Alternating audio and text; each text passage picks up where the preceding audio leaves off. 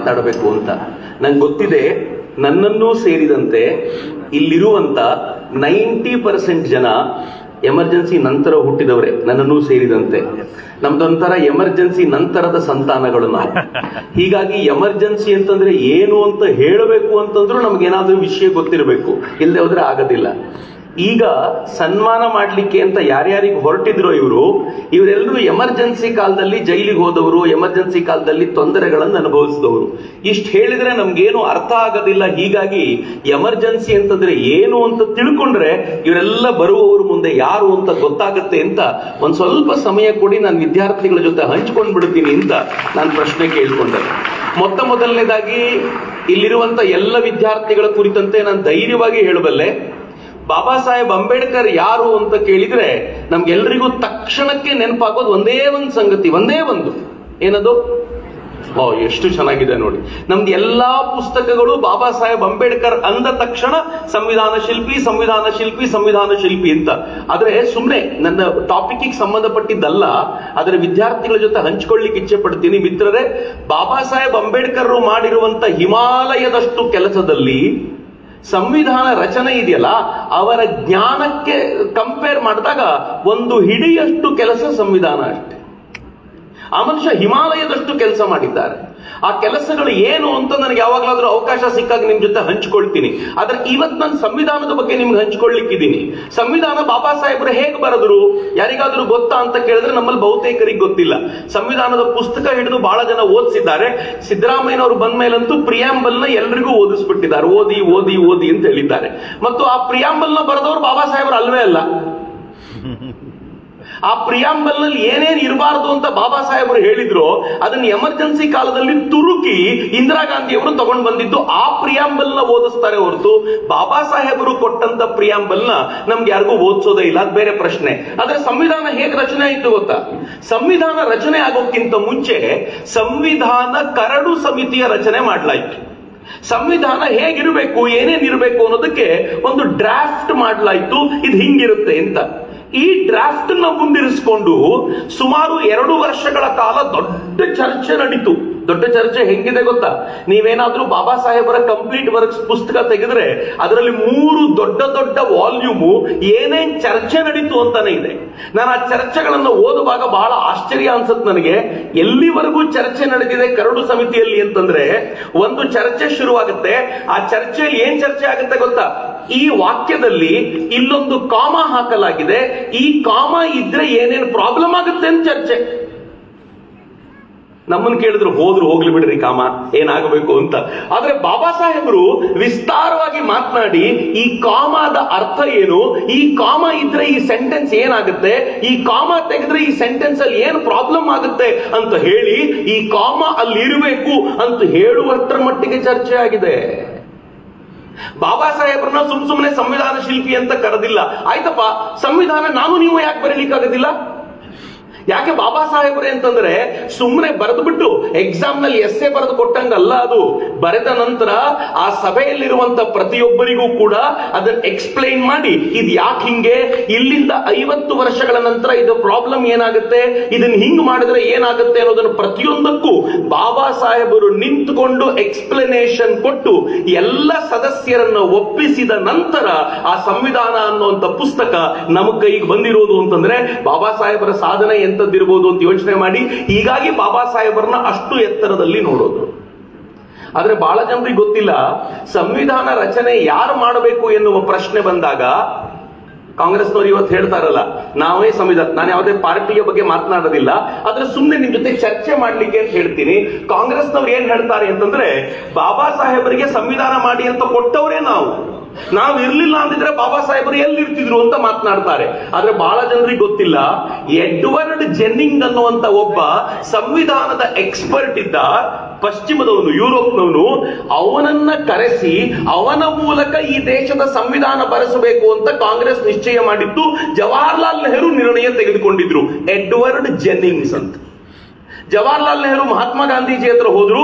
Edward ಜೆನ್ನಿಂಗ್ ಕೈಯಲ್ಲಿ ಭಾರತದ ಸಂವಿಧಾನ ಬರೆಸ್ತಾ ಇದ್ದೀವಿ, ನಿಮ್ಮ ಅಭಿಪ್ರಾಯ ಏನು ಅಂತ ಕೇಳಿದ್ರು. ಮಹಾತ್ಮ ಗಾಂಧಿ ಏನ್ ಹೇಳಿದ್ರು ಗೊತ್ತಾ? ತಲೆಗಿಲೆ ಕೆಟ್ಟಿದ್ಯಾ ನಿನಗೆ? ಸ್ವಾತಂತ್ರ್ಯ ಪಡ್ಕೊಂಡಿರುವಂತ ಭಾರತ ಒಬ್ಬ ವಿದೇಶಿಯನ ಕೈಯಲ್ಲಿ ನಾವು ಹೇಗೆ ಬದುಕಬೇಕು ಎನ್ನುವಂತ ಸ್ಮೃತಿಯನ್ನ ಬರೆಸ್ಕೊಳ್ಬೇಕಾ? ಈ ದೇಶದಲ್ಲಿ ಅದಕ್ಕೆ ಯಾರು ಸಮರ್ಥರಾದವರು ಇಲ್ವಾ ಅಂತ ಕೇಳಿದಾಗ ಅವನು ಕ್ವೆಶ್ಚನ್ ಮಾರ್ಕ್ ಹಾಕಿದ.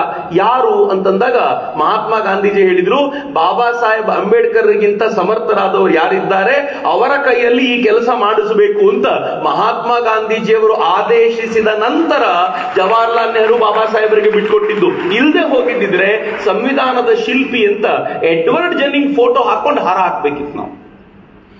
ಅದರ ಶ್ರೇಯ ಹೋಗೋದು ಮಹಾತ್ಮ ಗಾಂಧೀಜಿಗೆ. ಅದು ಮಹಾತ್ಮ ಗಾಂಧೀಜಿಯವರು ಹೇಳಿದ್ರಿಂದಾಗಿ ಜವಾಹರ್ಲಾಲ್ ನೆಹರುಗೆ ಅರ್ಥ ಆಯಿತು ಸಂವಿಧಾನವನ್ನು ಇವ್ರ ಕೈಯಲ್ಲಿ ಬರೆಸಬಹುದು ಅಂತ. ಆದ್ರೆ ಸಂವಿಧಾನದ ರಚನಾ ಸಮಿತಿಯಲ್ಲಿ ನಾನು ನಿಮ್ಮೆಲ್ಲರನ್ನೂ ಕೇಳ್ಕೊಳ್ತೀನಿ, ಇಡೀ ಡಿಸ್ಕಷನ್ ಓದೋದು ಬೇಡ.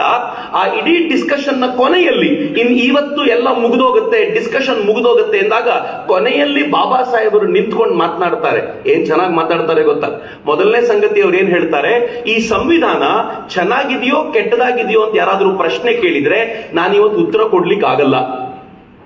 ಸರಿಯಾಗಿ ಅರ್ಥ ಮಾಡ್ಕೊಳ್ಳಿ, ಬಾಬಾ ಸಾಹೇಬ್ ಹೇಳಿದ್ದು ಅವರೇ ಬರೆದಿರುವಂತ ಸಂವಿಧಾನ. ಈ ಸಂವಿಧಾನ ಚೆನ್ನಾಗಿದೆಯೋ ಕೆಟ್ಟದಾಗಿದೆಯೋ ಅಂತ ಹೇಳಿದ್ರೆ ನಾನು ಉತ್ತರ ಕೊಡ್ಲಿಕ್ಕೆ ಆಗೋದಿಲ್ಲ. ಯಾಕೆ ಅಂದ್ರೆ ಒಬ್ಬ ಒಳ್ಳೆಯ ವ್ಯಕ್ತಿ ಈ ಪುಸ್ತಕವನ್ನ ಹಿಡ್ಕೊಂಡ್ರೆ ಈ ಪುಸ್ತಕ ಚೆನ್ನಾಗಿರುತ್ತೆ. ಒಬ್ಬ ಕೆಟ್ಟ ವ್ಯಕ್ತಿ ಕೈಯಲ್ಲಿ ಈ ಪುಸ್ತಕ ಹೋದ್ರೆ ಅವನು ಇದನ್ನು ಬಳಸ್ಕೊಂಡೇ ಕೆಟ್ಟ ಕೆಲಸ ಮಾಡ್ತಾನೆ, ಪುಸ್ತಕ ಕೆಟ್ಟದ್ದಾಗ್ಬಿಡುತ್ತೆ, ವ್ಯಕ್ತಿಯ ಮೇಲೆ ನಿರ್ಭರವಾಗುತ್ತೆ ಅಂತ ಬಾಬಾ ಸಾಹೇಬರು ಆವತ್ತು ಹೇಳಿದ್ರು. ಮಿತ್ರ, ಯಾವ ವ್ಯಕ್ತಿಯ ಕೈಯಲ್ಲಿ ಪುಸ್ತಕ ಸಿಕ್ಕಿದಾಗ ಏನೆಲ್ಲ ಆಯ್ತು ಅನ್ನೋದನ್ನ ನಾನು ನಿಮ್ ಮುಂದೆ ಇಟ್ರೆ ನನ್ನ ಕೆಲಸ ಮುಗಿಯುತ್ತೆ. ಬಾಬಾ ಸಾಹೇಬರು ಹೇಳಿದ್ರು, ಈ ಮಾತನ್ನು ತುಂಬಾ ಜನ ಚರ್ಚೆ ಮಾಡ್ತಾರೆ, ನೀವು ಚರ್ಚೆಗೆ ತಗೋಬಹುದು. ಸಂವಿಧಾನದ ಕೆಲಸ ಮುಗಿದ ನಂತರ ಬಾಬಾ ಸಾಹೇಬರು ಹೇಳಿದ್ರು, ಬಹಳ ಗಂಭೀರವಾದ ಸ್ಟೇಟ್ಮೆಂಟ್ ಇದು, ಸುಡೋ ಅವಕಾಶ ಸಿಕ್ಕಿದ್ರೆ ಈ ಸಂವಿಧಾನದ ಮೊದಲು ಸುಡೋದು ನಾನೇ. ಜವಾಹರ್ಲಾಲ್ ನೆಹರು ಪ್ರಧಾನಮಂತ್ರಿಯಾಗ ಕೊನೆಗೊಂದಿನ ಉತ್ತರ ಕೊಟ್ಟು ಹೇಳಿದ್ರು, ಗುಡಿಯೊಳಗೆ ದೇವರು ಬಂದು ಕೂತ್ಕೊಳ್ತಾರೆ ಅನ್ಕೊಂಡಿದ್ವಿ, ದೆವ್ವ ಬಂದು ಕೂತ್ ಬಿಡುತ್ತಲ್ಲ ಅಂತವ್ರ ಕೈಯಲ್ಲಿ ಸಂವಿಧಾನ ಕೊಡೋಕ್ಕಿಂತ ಸುಡೋದು ಒಳ್ಳೇದು ಅಂದ್ರು ಬಾಬಾ ಸಾಹೇಬರು.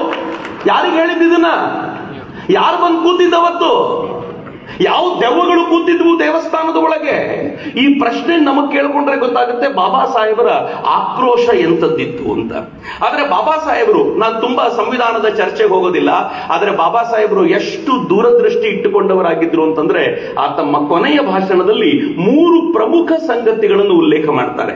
ಮೊದಲನೇದು, ಹೇಗೆ ಮೊಹಮ್ಮದ್ ಬಿನ್ ಕಾಸಿಮನ ಆಕ್ರಮಣ ಮೊದಲನೇ ಬಾರಿಗೆ ಆದಾಗ ಈ ದೇಶದ ಕೆಲವು ಜನ ಅವನಿಗೆ ಸಪೋರ್ಟ್ ಮಾಡಿ ಈ ದೇಶದ ಪ್ರಜಾಪ್ರಭುತ್ವ ನಾಶವಾಗುವಂತೆ ಮಾಡಿದ್ರು, ಮುಂದೊಂದು ದಿನ ಈ ದೇಶ ಮತ್ತೊಮ್ಮೆ ತನ್ನ ಪ್ರಜಾಪ್ರಭುತ್ವವನ್ನು ಕಳೆದುಕೊಳ್ಳುತ್ತಾ ಅನ್ನುವ ಹೆದರಿಕೆ ನನಗಿದೆ ಅಂತ ಬಾಬಾ ಸಾಹೇಬರು ಹೇಳಿದ್ರು, ಕೊನೆಯ ಭಾಷಣದಲ್ಲಿ ಹೇಳಿದ್ರು. ಅದರ ಅರ್ಥ ಏನ್ ಗೊತ್ತೇನು? ಅವ್ರು ಮುಂದುವರಿಸಿ ಹೇಳ್ತಾರೆ, ಯಾವತ್ತು ಈ ದೇಶವನ್ನ ಆಳುವಂತ ಪಕ್ಷಗಳಿಗೆ ತನ್ನ ಹಿತಾಸಕ್ತಿ ಮತ್ತು ತನ್ನ ಪಕ್ಷದ ಹಿತಾಸಕ್ತಿ ದೇಶದ ಹಿತಾಸಕ್ತಿಗಿಂತ ಮೇಲಾಗುತ್ತೋ ಅವತ್ತು ಈ ದೇಶದ ಪ್ರಜಾಪ್ರಭುತ್ವ ಕಳೆದು ಹೋಗುತ್ತೆ.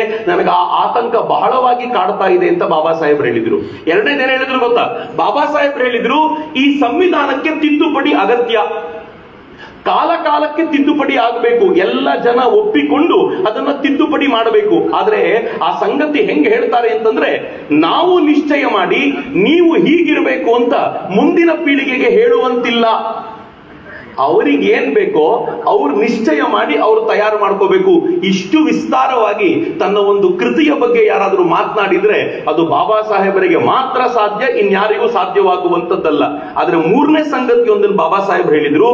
ಅವ್ರು ಹೇಳಿದ್ರು, ಯಾವ ಸಂದರ್ಭ ಬಂದಾಗ್ಲೂ ನಿಮ್ಮ ಸ್ವಾತಂತ್ರ್ಯವನ್ನ ಮತ್ತೊಬ್ಬರ ಕಾಲ ಬುಡಕ್ಕೆ ಹಾಕಬೇಡಿ ಎಂದಿದ್ರು ಬಾಬಾ ಸಾಹೇಬ್. ಯಾರಿಗೆ ಹೇಳಿದ್ ಗೊತ್ತಾಯ್ತು? ಇದು ಕಾಂಗ್ರೆಸ್ನವರಿಗೆ ಹೇಳಿದ್ರು. ಕಾಂಗ್ರೆಸ್ನವರು ಪೇಟ ತೆಗೆದುಕೊಂಡು ಹೋಗಿ ಸ್ವಲ್ಪ ದಿನಗಳ ಕಾಲ ನೆಹರು ಕಾಲ್ನಲ್ಲಿಟ್ರು, ಇನ್ ಸ್ವಲ್ಪ ದಿನಗಳ ಕಾಲ ಪೇಟ ತೆಗೆದುಕೊಂಡು ಹೋಗಿ ಅವರು ಇಂದಿರಾ ಗಾಂಧಿ ಬುಡದಲ್ಲಿಟ್ರು. ಈಗಂತೂ ಕಾಂಗ್ರೆಸ್ಸಿಗರು ಹೆಂಗಿದ್ದಾರೆ ಅಂತಂದ್ರೆ ತಗೊಂಡೋಗಿ ರಾಹುಲ್ ಗಾಂಧಿ ಬುಡದಲ್ಲಿ ಇಟ್ಬಿಟ್ಟಿದ್ದಾರೆ. ನಾನು ತಮಾಷೆ ಮಾಡ್ತಿರ್ತೀನಿ ಅವರಿಗೆ, ನಾನು ಕಾಂಗ್ರೆಸ್ನ ವಿರೋಧಿಯಾಗಿ ಮಾತನಾಡ್ತಿಲ್ಲ ಮಿತ್ರರೇ, ಬಾಬಾ ಸಾಹೇಬರ ಮಾತಿನ ಕುರಿತಂತೆ ಮಾತನಾಡ್ತಿದ್ದೀನಿ. ನಾವು ಹೆಂಗಿದ್ದೀವಿ ಗೊತ್ತಾ? ಈಗ ನನಗೆ ಅತ್ಯಂತ ಪ್ರೀತಿ ಪಾತ್ರ ನಾಯಕರು ಯಾರು ಈ ದೇಶದಲ್ಲಿ ಅಂತಂದ್ರೆ ನಿಸ್ಸಂಶಯವಾಗಿ ಇವತ್ತಿನ ದಿನದಲ್ಲಿ ನನ್ನ ಅತ್ಯಂತ ಗೌರವ ಕೊಡುವಂತ ನನ್ನ ನಾಯಕರಿದ್ರೆ ಅದು ನರೇಂದ್ರ ಮೋದಿ ಅವರೇ. ಯಾಕೆಂದ್ರೆ ಈ ದೇಶಕ್ಕೋಸ್ಕರ ಬದುಕಿರೋ ರೀತಿ ಹಂಗಿದೆ. ನರೇಂದ್ರ ಮೋದಿ ಅವರು ಏನಾದರೂ ಕೆಲಸ ಮಾಡಿದಾಗ ಅದು ಈ ಕ್ಷಣಕ್ಕೆ ತಪ್ಪು ಅಂತ ಅನ್ನಿಸ್ತಿರ್ಬೋದು, ಆದ್ರೆ ಮನಸ್ಸು ಹೇಳುತ್ತೆ ಈ ಮನುಷ್ಯ ದೇಶದ್ರೋಹ ಮಾಡಲ್ಲ ಕಣ, ಒಳ್ಳೇದೇ ಮಾಡ್ತಾನೆ, ಸ್ವಲ್ಪ ವೆಯ್ಟ್ ಮಾಡು ಅಂತ ಅನ್ಸುತ್ತೆ ನನಗೆ. ನಾನು ಹಂಗ ಅನುಭವ ಮಾಡ್ತೀನಿ. ಹಾಗಂತ ನರೇಂದ್ರ ಮೋದಿ ಅವರೇ ಏನಾದರೂ ತಪ್ಪು ಮಾಡಿದ್ರೆ, ದ್ರೋಹ ಮಾಡಿದ್ರೆ, ತೊಂದರೆ ಕೊಟ್ರೆ ಸುಮ್ಮನಿರುವಂತ ಜಾಯಮಾನ ಅಲ್ಲ. ಬಾಬಾ ಸಾಹೇಬರು ಹೇಳಿದ್ದಾರೆ ನಮ್ಗೆ, ನಿಮ್ಮ ಸ್ವಾತಂತ್ರ್ಯವನ್ನ ಯಾರ ಕಾಲ್ಬುಡಕ್ಕೂ ಇಡಬೇಡಿ, ನರೇಂದ್ರ ಮೋದಿ ಅವರ ಕಾಲುಬುಡಕ್ಕೂ ಇಲ್ಲ. ಬಾಬಾ ಸಾಹೇಬ್ರು ಹೇಳಿರೋದು ನಮ್ಗೆ. ಹಿಂಗಾಗಿಯೇ ಈ ಕೇಂದ್ರ ಸರ್ಕಾರದಿಂದ ನಮ್ಗೆ ನೆರೆ ಪರಿಹಾರ ಸ್ವಲ್ಪ ತಡವಾದಾಗ ಮುಂಚೂಣಿಯಲ್ಲಿ ನಿಂತ್ಕೊಂಡು ಹೋರಾಟ ಮಾಡ್ಲಿಕ್ಕೆ ನಿಂತವ್ ನಾನೇ. ಯಾಕೆ ಅಂತಂದ್ರೆ ಈ ಅನ್ಯಾಯವನ್ನ ಸಹಿಸೋದಿಲ್ಲ ಅಂತ. ನಮ್ಗೆ ಬಾಬಾ ಸಾಹೇಬರ ವೇದವಾಕ್ಯ, ಬೇರೆ ಯಾವುದೂ ಅಲ್ಲ ಅಂತ. ಆದ್ರೆ ಸ್ವಾತಂತ್ರ್ಯ ಬಂದ ನಂತರ ಈ ಸಂವಿಧಾನವನ್ನ ಮುಂದಿಟ್ಕೊಂಡಂತ ಕಾಂಗ್ರೆಸ್ಸು ಎಷ್ಟರ ಮಟ್ಟಿಗೆ ಅನ್ಯಾಯ ಮಾಡ್ತು ಅಂತಂದ್ರೆ, ಬಾಬಾ ಸಾಹೇಬರು ಅತ್ಯಂತ ಪ್ರೀತಿಯಿಂದ ಕೊಟ್ಟಂತ ಎಲ್ಲ ಅಧಿಕಾರಗಳನ್ನ ನಮ್ಮಿಂದ ಕಸಿದುಕೊಳ್ತು. ಸುಮ್ಮನೆ ನಿಮ್ಗೆ ಹೇಳ್ತೀನಿ, ಇವತ್ತು ಅಕಸ್ಮಾತ್ ಬಾಬಾ ಸಾಹೇಬ್ ಇಲ್ಲದೆ ಹೋಗಿದ್ದಿದ್ರೆ ಏನಾಗಿರ್ತಿತ್ತು ಅಂತ ಕೇಳಿದ್ರೆ, ದಲಿತರು ನಿಂತ್ಕೊಂಡು ಹೇಳ್ಬೋದು ನಮಗೆ ಅಧಿಕಾರ ಸಿಗ್ತಿರ್ಲಿಲ್ಲ ಅಂತ. ಹೌದು ತಾನೆ? ದಲಿತರಿಗೆ ಮಾತನಾಡುವ ಅಧಿಕಾರ ಇರಲಿಲ್ಲ, ಬಾಬಾ ಸಾಹೇಬರು ಅಧಿಕಾರ ಕೊಟ್ಟರು ಅಂತ. ಆದ್ರೆ ದಲಿತರಿಗೆ ಮಾತ್ರ ಅಲ್ಲ ಮಿತ್ರರೇ, ಇಲ್ಲಿ ಕೂತಿದಾರಲ್ಲ ಪತ್ರಕರ್ತರು, ಈ ಪತ್ರಕರ್ತರಿಗೆ ಅಧಿಕಾರ ಕೊಟ್ಟಿದ್ದು ಬಾಬಾ ಸಾಹೇಬರು. ನೀವು ಏನಾದ್ರೂ ಮಾತನಾಡಿದ್ರೆ ನಿಮ್ಮನ್ನು ಜೈಲಿಗೆ ಹಾಕುವಂತಿಲ್ಲ, ನಿಮಗೆ ಮಾತನಾಡುವ ಅಧಿಕಾರ ನಾನು ಕೊಡ್ತೀನಿ ಅಂತ ಬಾಬಾ ಸಾಹೇಬರು ಸಂವಿಧಾನದ ಮೂಲಕ ಕೊಟ್ಟರು. ಬಾಬಾ ಸಾಹೇಬರು ಸಂವಿಧಾನದ ಮೂಲಕ ಈ ದೇಶದ ಸಾಮಾನ್ಯ ನಾಗರಿಕರಿಗೆ ಅಧಿಕಾರ ಕೊಟ್ಟರು. ಇವತ್ ನಾನು ಇಲ್ಲಿ ಮಾತನಾಡ್ತಿದ್ದೀನಿ ಅಂತಂದ್ರೆ ಯಾರೋ ಪ್ರೋಗ್ರಾಮ್ ಆಯೋಜನೆ ಮಾಡಿದವರ ತಾಕತ್ತಿನಿಂದ ಅಲ್ಲ, ಬಾಬಾ ಸಾಹೇಬರು ಮಾಡಿರುವಂತ ತಾಕತ್ತಿನಿಂದಾಗಿ ನಿಮ್ಮೆದುರಿಗೆ ಮಾತನಾಡ್ಲಿಕ್ಕೆ ನಿಂತಾಗಿದೆ. ನೀವು ಕಾರ್ಯಕ್ರಮದ ಸಂಘಟಕರನ್ನ ಕೇಳಿ, ನಿನ್ನೆ ಹೋಗಿ ಅವರು ಪೊಲೀಸರ ಹತ್ರ ಇವತ್ತಿನ ಕಾರ್ಯಕ್ರಮಕ್ಕೆ ಪರ್ಮಿಷನ್ ಅಂತ ಕೇಳಿದ್ರೆ ಅರ್ಧ ದಿನ ಸತಾಯಿಸಿದ್ದಾರೆ, ಕೊಡಬೇಕೋ ಬೇಡವೋ ಅಂತ. ಬಾಬಾ ಸಾಹೇಬರು ಅಧಿಕಾರ ಕೊಟ್ಟಿರ್ಲಿಲ್ಲ ಅಂತಂದಿದ್ರೆ ನನಗಿವತ್ತು ಪರ್ಮಿಷನ್ನೇ ಇರ್ತಿರ್ಲಿಲ್ಲ. ನನಗಿವತ್ತು ಅಧಿಕಾರ ಯಾವುದು ಅಂದ್ರೆ ಸಂವಿಧಾನದ ಅಧಿಕಾರ ಇದೆಯಲ್ಲ, ಅದು ಬಾಬಾ ಸಾಹೇಬರು ಕೊಟ್ಟಂತ ಅಧಿಕಾರ ಅಂತ. ಇದೇ ಆಳುವ ಪಕ್ಷಗಳಿಗೆ ಬಹಳ ಕಣ್ಣುರಿ. ಯಾಕೆ ಕಣ್ಣುರಿ? ಇವತ್ತು ನಾವು ಧೈರ್ಯವಾಗಿ ಈಗ ಮಾತನಾಡ್ತೀವಲ್ಲ, ಮಾತನಾಡುವ ಮೂಲಕ ಏನ್ ಮಾಡ್ತೀವಿ, ಮುಂದಿನ ಪೀಳಿಗೆಗೆ ಈ ವಿಚಾರಗಳನ್ನ ಮುಟ್ಟಿಸ್ಲಿಕ್ಕೆ ಸಾಧ್ಯವಾಗುತ್ತೆ. ಮಾತನಾಡುವ ಅಧಿಕಾರವನ್ನೇ ಕಿತ್ಕೊಂಡ್ಬಿಟ್ರೆ ಇವ್ರು ಏನ್ ಮಾಡಿದ್ರು ಯಾರಿಗೆ ಗೊತ್ತಾಗುತ್ತೆ? 1950ರಲ್ಲಿ ಆಗ ತಾನೇ ಈ ದೇಶಕ್ಕೆ ಸಂವಿಧಾನ ಸಿಕ್ಕಿತ್ತು. ಆಗ ತಾನೇ ಜನವರಿ 26ಕ್ಕೆ ಸಿಕ್ಕಿತ್ತು. ಒಂದು ಘಟನೆ ನಡೀತು ಮಾರ್ಚ್ ತಿಂಗಳಲ್ಲಿ ಈ ಕೇರಳದಲ್ಲಿ ಒಂದಷ್ಟು ಕಮ್ಯುನಿಸ್ಟ್ ನಾಯಕರನ್ನ ಅಲ್ಲಿನ ಜೈಲಿನೊಳಗೆ, ಆಗಿನ್ನು ಕೇರಳ ಅಂತ ಆಗಿರ್ಲಿಲ್ಲ, ಮದ್ರಾಸ್ ಪ್ರಾಂತ್ಯ ಅಂತಿದ್ದು, ಜೈಲಿನೊಳಗೆ ಗುಂಡಿಟ್ಟು ಕೊಂದುಬಿಟ್ಟಿದ್ರು. ಜೈಲಿನೊಳಗೆ ಕಮ್ಯುನಿಸ್ಟ್ ನಾಯಕರನ್ನ ಗುಂಡಿಟ್ಟು ಕೊಂದಿದ್ರು. ಒಂದು ಪತ್ರಿಕೆ ಕ್ರಾಸ್ ರೋಡ್ಸ್ ಅಂತ, ಅದು ಕಮ್ಯುನಿಸ್ಟದೇ ಪತ್ರಿಕೆ. ಕಮ್ಯುನಿಸ್ಟ್ ನೇರವಾಗಿ ಅಲ್ಲದೆ ಹೋದ್ರು ಅದರ ಲೀಡರ್ ಕಮ್ಯುನಿಸ್ಟ್ ಅವನೇ ಆಗಿದ್ದ. ಅವನೇನ್ ಮಾಡ್ದ, ಇದ್ರ ವಿರುದ್ಧ ದೊಡ್ಡದಾಗಿ ಗಲಾಟೆ ಶುರು ಮಾಡಿದ. ಅವನಿಗೆ ಜವಾಹರ್ಲಾಲ್ ನೆಹರು ಕಂಡ್ರೆ ಆಗ್ತಿರ್ಲಿಲ್ಲ. ಜವಾಹರ್ಲಾಲ್ ನೆಹರು ವಿದೇಶಾಂಗ ನೀತಿಯನ್ನ ಕಟುವಾಗಿ ಟೀಕಿಸ್ತಾ ಇದ್ದ. ಅವನನ್ನು ಹೆಂಗಾದ್ರೂ ಮಾಡಿ ತಡಿಬೇಕು ಅಂತ ಜವಾಹರ್ಲಾಲ್ ನೆಹರು ಇತ್ತು. ಅವ್ರು ಏನ್ ಮಾಡಿದ್ರು ಅಂತಂದ್ರೆ, ಮದ್ರಾಸ್ ಪ್ರಾಂತ್ಯದ ಒಂದು ಕಾನೂನನ್ನ ಬಳಸಿಕೊಂಡು ಈ ಪತ್ರಿಕೆಯನ್ನ ನಿಷೇಧ ಮಾಡಬಹುದು. ನಿಷೇಧ ಯಾಕೆ? ತನ್ನನ್ನು ವಿರೋಧಿಸ್ತಾನೆ ಅನ್ನುವ ಏಕೈಕ ಕಾರಣಕ್ಕೆ. ಅದೇ ಸಂದರ್ಭಕ್ಕೆ ಸರಿಯಾಗಿ ಆರ್ಗನೈಸರ್ ಅನ್ನುವಂತ ಒಂದು ಪತ್ರಿಕೆ, RSS ನ ಮುಖವಾಣಿ, ಅವ್ರೇನ್ ಮಾಡಿದ್ರು, ಭಾರತ ಮತ್ತು ಪಾಕಿಸ್ತಾನ ಡಿವೈಡ್ ಆಗಿದೆ, ಪಾಕಿಸ್ತಾನದಲ್ಲಿ ಹಿಂದೂಗಳನ್ನ ನಿರಂತರವಾಗಿ ಕೊಲ್ತಾ ಇದ್ದಾರೆ, ಜವಾಹರ್ಲಾಲ್ ನೆಹರು ಅವರೇ ನೀವ್ ಏನ್ ಮಾಡ್ತಾ ಇದ್ದೀರಾ ಅದಕ್ಕೆ ಅಂತ ದಿನ ಬೆಳಗಾದ್ರೆ ಆರ್ಟಿಕಲ್ ಬರೀತಾ ಇದ್ರು. ಬಹಳ ಕೋಪ ಬಂದಿತ್ತು ಜವಾಹರ್ಲಾಲ್ ನೆಹರುಗೆ. ಅವರೊಂದು ಕಂಡೀಷನ್ ಆಗಿ ಏನ್ ಹೇಳಿದ್ರು ಅಂತಂದ್ರೆ, ಆರ್ಗನೈಸರ್ ಇನ್ ಮುಂದೆ ಪ್ರಿಂಟ್ ಆಗಬೇಕು ಅಂತಂದ್ರೆ ಸರ್ಕಾರಕ್ಕೊಂದು ಕಾಪಿ ಕಳಿಸ್ಬೇಕು, ಸರ್ಕಾರ ಯಾವ್ದಾವ್ದನ್ನ ಟಿಕ್ ಮಾಡುತ್ತೋ ಆ ಆರ್ಟಿಕಲ್ ಮಾತ್ರ ಪಬ್ಲಿಷ್ ಮಾಡಬೇಕು, ಉಳಿದಿರೋದನ್ನ ಮಾಡುವಂತಿಲ್ಲ ಅಂತ ಕಾನೂನು ತಗೊಂಡು ಬಂದ್ಬಿಟ್ರು. ಪತ್ರಿಕಾ ಸ್ವಾತಂತ್ರ್ಯ ಹರಣ ಮಾಡಿದ್ ಹಿಂಗೆ. ಹಂಗ್ ಮಾಡಿದ ತಕ್ಷಣ ಅವರಿಬ್ರು ಕೋರ್ಟಿಗೆ ಹೋದ್ರು. ಕೋರ್ಟ್ ನಲ್ಲಿ ಏನಾಯ್ತು ಗೊತ್ತಾ, 6 ಜನ ಜಡ್ಜ್ ಕೂತಿದ್ರು. ಅವರು ವಿಚಾರಣೆ ನಡೆಸಿ ಅದರಲ್ಲಿ 5 ಜನ ಜಡ್ಜ್ಗಳು ಇದು ಅನ್ಯಾಯ, ಸಂವಿಧಾನದ ಪ್ರಕಾರ ಇದನ್ನು ಒಪ್ಕೊಳ್ಳಿಕ್ ಸಾಧ್ಯ ಇಲ್ಲ, ಹೀಗಾಗಿ ಆ ಪತ್ರಿಕೆಗಳನ್ನ ವಾಪಸ್ ಶುರು ಮಾಡಿಸಿ ಅಂತ ಹೇಳಿ ಜವಾಹರ್ಲಾಲ್ ನೆಹರು ಸೇರಿದಂತೆ ಸರ್ಕಾರಕ್ಕೆ ಛೀಮಾರಿ ಹಾಕಿದ್ರು. ಫಜಲ್ ಅಲಿ ಅಂತ ಒಬ್ಬ ನ್ಯಾಯಾಧೀಶರು ಮಾತ್ರ ಅದನ್ನು ವಿರೋಧಿಸಿದ್ರು. ಹಿಂಗ್ ಮಾಡಬಾರ್ದು, ಈ ಪತ್ರಿಕೆಯನ್ನು ಬ್ಯಾನ್ ಮಾಡಬೇಕು ಅಂತ. 6 ಜನ ನ್ಯಾಯಾಧೀಶರಲ್ಲಿ 5 ಜನ ನ್ಯಾಯಾಧೀಶರು ಹಿಂಗ್ ಮಾಡಿದ್ರೆ ಒಬ್ಬರು ಮಾತ್ರ ವಿರೋಧ ಮಾಡಿದ್ರು. ಜವಾಹರ್ಲಾಲ್ ನೆಹರು ಏನ್ ಮಾಡಿದ್ರು ಗೊತ್ತಾ? ಯಾರು ವಿರೋಧ ಮಾಡಿದ್ರೋ ಅವ್ರು ರಿಟೈರ್ ಆದ್ಮೇಲೂ ಅವ್ರನ್ನ ಜಡ್ಜ್ ಆಗಿ ಕಂಟಿನ್ಯೂ ಮಾಡಿದ್ರು. ಯಾರು ವಿರೋಧ ಮಾಡಿದ್ರು ಅಂದ್ರೆ ತನ್ನ ಪರವಾಗಿ ನಿಂತಿದ್ರು ಅವರನ್ನ ಅಸ್ಸಾಮಿಗೆ ರಾಜ್ಯಪಾಲರನ್ನಾಗಿ ಮಾಡಿದ್ರು. ನನಗೆ ಗೊತ್ತಿರೋ ತರ ಬಿಹಾರಕ್ಕೂ ಅವರನ್ನು ರಾಜ್ಯಪಾಲರನ್ನಾಗಿ ಮಾಡಿದ್ರು. ಕೊನೆಗೆ ರಾಜ್ಯಗಳನ್ನ ವಿಂಗಡಣೆ ಮಾಡುವಂತ ಸ್ಥಿತಿ ಬಂದಾಗ ಆ ವಿಂಗಡಣೆ ಮಾಡುವಂತ ಸಮಿತಿಯ ಅಧ್ಯಕ್ಷರನ್ನಾಗಿ ಮಾಡಿದ್ರು. ತನ್ನ ಪರವಾಗಿ ಒಬ್ಬ ಜಡ್ಜ್ ಇದ್ದಾನೆ ಅನ್ನೋ ಕಾರಣಕ್ಕೋಸ್ಕರ ಆ ಜಡ್ಜ್ ಕೇಳಿದನೆಲ್ಲ ಕೊಟ್ರು. ಆದ್ರೆ ಯಾವ ಜಡ್ಜ್ಗಳು ತಮ್ಮ ವಿರುದ್ಧವಾಗಿದ್ರೋ ಅವರು ಜಡ್ಜ್ ಆಗೇ ಸತ್ತೋದ್ರೆ ಹೊರತು ಅವರಿಗೆ ಯಾವ ತರದ ಎಕ್ಸ್ಟ್ರಾ ಲಾಭವೂ ಸಿಗದೆ ಇರುವಂತೆ ಜವಾಹರ್ಲಾಲ್ ನೆಹರು ನೋಡ್ಕೊಂಡ್ರು. ಆದ್ರೆ ಕುತ್ತಿಗೆವರೆಗೂ ಬಂದು ಕೂತಿತ್ತು. ನ್ಯಾಯಾಲಯಗಳು ಈ ಆಟ ಆಡ್ಲಿಕ್ಕೆ ಬಿಡಬಾರದು, ಇವರಿಗೆ ಆದಷ್ಟು ಕಠಿಣ ಶಿಕ್ಷೆ ಕೊಡಬೇಕು, ಪತ್ರಕರ್ತರಿಗೆ ಸರಿಯಾಗಿ ಪಾಠ ಕಲಿಸಬೇಕು ಅಂತ ಸಂವಿಧಾನಕ್ಕೆ ಬಾಬಾ ಸಾಹೇಬರು ಬದುಕಿದ್ದಾಗಲೇ ಮೊದಲನೇ ತಿದ್ದುಪಡಿ ತೆಗೆದುಕೊಂಡು ಬಂದ್ರು. ಆ ಮೊದಲನೇ ತಿದ್ದುಪಡಿಯಲ್ಲಿ ಮೂಲಭೂತ ಹಕ್ಕುಗಳನ್ನು ಮೊಟಕುಗೊಳಿಸುವಂತ ಪ್ರಯತ್ನವನ್ನ ಮಾಡಿಬಿಟ್ಟು ಇಡೀ ಸಂಸತ್ನಲ್ಲಿ ದೊಡ್ಡ ಗಲಾಟೆ ಆಯ್ತು. ಮೂಲಭೂತ ಹಕ್ಕುಗಳು ಇರಬೇಕು, ಯಾಕೆ ಕಿತ್ಕೊಳ್ತೀರಾ ಅಂತ ಕೇಳಿದ್ರೆ ಸಾರಾಸಗಟಾಗಿ ಮೂಲಭೂತ ಹಕ್ಕನ್ನ ಧ್ವಂಸಗೊಳಿಸುವಂತ ಕಾನೂನನ್ನು ತೆಗೆದುಕೊಂಡು ಬಂದ್ರು, ಸಂವಿಧಾನಕ್ಕೆ ತಿದ್ದುಪಡಿ ತೆಗೆದುಕೊಂಡು ಬಂದ್ರು. ಆ ತಿದ್ದುಪಡಿ ಆಗಿಯೇ ಹೋಯ್ತು. ಬಾಬಾ ಸಾಹೇಬರ ಕಣ್ಮುಂದೆಯೇ ಬಾಬಾ ಸಾಹೇಬರ ಸಂವಿಧಾನದ ಸಮಾಧಿಯ ಮೊದಲನೇ ಹಳ್ಳ ಹೊಡೆದು. ಬಾಬಾ ಸಾಹೇಬರ ಕಣ್ಮುಂದೆ ಅವ್ರು ಇನ್ನೂ ಬದುಕಿದ್ರು. ಆಗ ಜವಾಹರ್ಲಾಲ್ ನೆಹರು ಈ ಕೆಲಸ ಮಾಡಿದ್ರು. ಜವಾಹರ್ಲಾಲ್ ನೆಹರು ನಿರಂತರವಾಗಿ ಬಾಬಾ ಸಾಹೇಬರ ಮೇಲೆ ಆಕ್ರಮಣವನ್ನು ಬಿಡಲಿಲ್ಲ. ಆದ್ರೆ ಜವಾಹರ್ಲಾಲ್ ನೆಹರು ನಂತರ ಬಂದಂತ ಇಂದಿರಾ ಗಾಂಧಿ ಇದ್ದಾರಲ್ಲ, ಇನ್ನೊಂದು ಹೆಜ್ಜೆ ಮುಂದಕ್ಕೆ ಹೋದ್ರು. ಮಿತ್ರರೇ, ಈ ದೇಶದಲ್ಲಿ ಇಲ್ಲಿರುವಂತ ಎಲ್ಲ ವಿದ್ಯಾರ್ಥಿಗಳನ್ನು ಕೇಳಿದ್ರೆ ಈ ದೇಶದಲ್ಲಿ ಅತ್ಯಂತ ಹೆಚ್ಚು ಸಂವಿಧಾನಕ್ಕೆ ತಿದ್ದುಪಡಿ ತಂದವರು ಯಾರು ಅಂತ ಕೇಳಿದ್ರೆ ಪ್ರಚಾರ ಹೆಂಗ್ ಮಾಡಿಬಿಟ್ಟಿದ್ದಾರೆ ಅಂತಂದ್ರೆ ನರೇಂದ್ರ ಮೋದಿನೇ ತಂದಿರಬಹುದು ಅಂತ ನಮ್ಗನ್ಸತ್ತೆ. ನಾನೊಂದು ನಂಬರ್ ಕೊಡ್ತೀನಿ ನಿಮ್ಗೆ, ನಿಮ್ಗೆ ನಂಬರ್ ನೋಡಿದ್ರೆ ಗಾಬರಿ ಆಗತ್ತೆ. ನೆಹರು ಸಂವಿಧಾನಕ್ಕೆ ತಂದ ತಿದ್ದುಪಡಿ 16. ಇಂದಿರಾ ಗಾಂಧಿ ಎಷ್ಟು ಗೊತ್ತಾ? ನೆಹರು 17 ವರ್ಷ PM ಆಗಿದ್ರು, 16 ತಿದ್ದುಪಡಿ ತಂದ್ರು ವರ್ಷಕ್ಕೆ ಒಂದರ ಲೆಕ್ಕದಲ್ಲಿ. ಇಂದಿರಾ ಗಾಂಧಿ 10-12 ವರ್ಷ ಇದ್ರು. ಅಷ್ಟು ವರ್ಷಗಳಲ್ಲಿ ಇಂದಿರಾ ಗಾಂಧಿ 32 ತಿದ್ದುಪಡಿಗಳನ್ನು ತಂದ್ರು. ಅವರ ಮಗ ರಾಜೀವ್ ಗಾಂಧಿ 10 ತಿದ್ದುಪಡಿಗಳನ್ನು ತಂದ್ರು. ಒಂದೇ ಪರಿವಾರದವರು ಈ ಸಂವಿಧಾನವನ್ನ 58 ಬಾರಿ ತಿದ್ದುಪಡಿ ಮಾಡಿದ್ರು. ಇದಕ್ಕೆ ಎದುರಾಗಿ ಅಟಲ್ ಬಿಹಾರಿ ವಾಜಪೇಯಿ 14 ತಿದ್ದುಪಡಿ ತಂದ್ರು.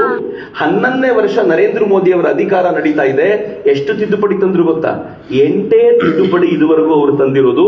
ಆ 8 ತಿದ್ದುಪಡಿಯಲ್ಲಿ ಒಂದು ತಿದ್ದುಪಡಿ ಯಾವುದು ಗೊತ್ತಾ? ಈ ಮೀಸಲಾತಿಯನ್ನ ಇನ್ನೂ 10 ವರ್ಷಗಳ ಕಾಲ ಮುಂದುವರಿಸಬೇಕು ಎನ್ನುವಂತ ಒಂದು ತಿದ್ದುಪಡಿಯು ಸೇರಿದ್ರೆ 8 ತಿದ್ದುಪಡಿ ನರೇಂದ್ರ ಮೋದಿ ತಂದಿರೋದು. ಆದ್ರೆ ಸಂವಿಧಾನವನ್ನ ಯಾರು ಬದಲಾಯಿಸ್ತಾರೆ ಅಂತ ಕೇಳಿದ್ರೆ ನರೇಂದ್ರ ಮೋದಿ ಬದಲಾಯಿಸ್ತಾರೆ, ಸಂವಿಧಾನ ತೆಗೆದು ಬಿಡ್ತಾರೆ ಅಂತ ಹೇಳ್ತಾರೆ. ಆಶ್ಚರ್ಯದ ಸಂಗತಿ ಹೇಳ್ತೀನಿ ನಿಮ್ಗೆ, ಬದಲಾಯಿಸದೆ ಹೋದ್ರೆ ಅದು ಸಂವಿಧಾನವೇ ಅಲ್ಲ ಅಂತ ಜವಾಹರ್ಲಾಲ್ ನೆಹರು ಹೇಳಿದ್ರು. ಬದಲಾಯಿಸೋದು ಸಂವಿಧಾನದ ಅವಿಭಾಜ್ಯ ಅಂಗ, ನಾವು ಬದಲಾಯಿಸ್ತೀವಿ ಅಂತ ಇಂದಿರಾ ಗಾಂಧಿ ಹೇಳಿದ್ರು. ಆದ್ರೆ ನರೇಂದ್ರ ಮೋದಿ ಹೇಳಿದ್ರು ಸ್ವತಃ ಬಾಬಾ ಸಾಹೇಬ್ ಅಂಬೇಡ್ಕರ್ ಬಂದ್ರು, ಇನ್ನು ಮುಂದೆ ಸಂವಿಧಾನವನ್ನ ಬದಲಾಯಿಸ್ಲಿಕ್ಕೆ ಸಾಧ್ಯ ಇಲ್ಲ ಅಂತ ನರೇಂದ್ರ ಮೋದಿ ಅವರು ಹೇಳಿದ್ರು. ಯಾರು ಬದಲಾಯಿಸ್ತಿರೋದು? ಮಿತ್ರ, ಇಂದಿರಾ ಗಾಂಧಿ ಅವರ ಬದಲಾವಣೆ ಇನ್ನೂ ಒಂದು ಹೆಜ್ಜೆ ಮುಂದಿನದ್ದು. ಇಂದಿರಾ ಗಾಂಧಿಯವರ ಹಿಸ್ಟ್ರಿನ ಸ್ವಲ್ಪ ತಿಳ್ಕೊಂಡ್ರೆ ಬಹಳ ಚೆನ್ನಾಗಿರುತ್ತೆ. ಇಂದಿರಾ ಗಾಂಧಿಯವರು ಈ ಇಡೀ ಸಂವಿಧಾನಕ್ಕೆ ಟೋಟಲ್ ತಿದ್ದುಪಡಿಯನ್ನ ತಂದಂತವರು. ತನ್ನ ತಂದೆ ಕಳ್ಕೊಂಡ ನಂತರ ಸ್ವಲ್ಪ ದಿನಗಳ ಕಾಲ, 1 ವರ್ಷಗಳ ಕಾಲ ಲಾಲ್ ಬಹದ್ದೂರ್ ಶಾಸ್ತ್ರಿ ಪ್ರೈಮ್ ಮಿನಿಸ್ಟರ್ ಆಗಿದ್ರು. ಅದಾದ್ಮೇಲೆ ಇಂದಿರಾ ಗಾಂಧಿ ಅಧಿಕಾರಕ್ಕೆ ಬಂದರು. ಇಂದಿರಾ ಗಾಂಧಿಯವರನ್ನ 1969ರಲ್ಲಿ ಕಾಂಗ್ರೆಸ್ನಿಂದ ಉಚ್ಚಾಟನೆ ಮಾಡಿದ್ರು. ಆಕೆ ಪ್ರಧಾನಮಂತ್ರಿ. 1971ರಲ್ಲಿ ಭಾರತ ಪಾಕಿಸ್ತಾನದ ಯುದ್ಧ ಆಯಿತು. ಯುದ್ಧದ ನಂತರ ಏನಾಯ್ತು? ಇಂದಿರಾ ಗಾಂಧಿ ಆ ಯುದ್ಧದಲ್ಲಿ ಗೆದ್ದಿದ್ರಿಂದ ಎಲೆಕ್ಷನ್ ನಡೆದಾಗ ಭರ್ಜರಿಯಾಗಿ ಗೆದ್ದು ಬಂದು ಮತ್ತೆ ಅಧಿಕಾರಕ್ಕೆ ಏರಿದ್ರು.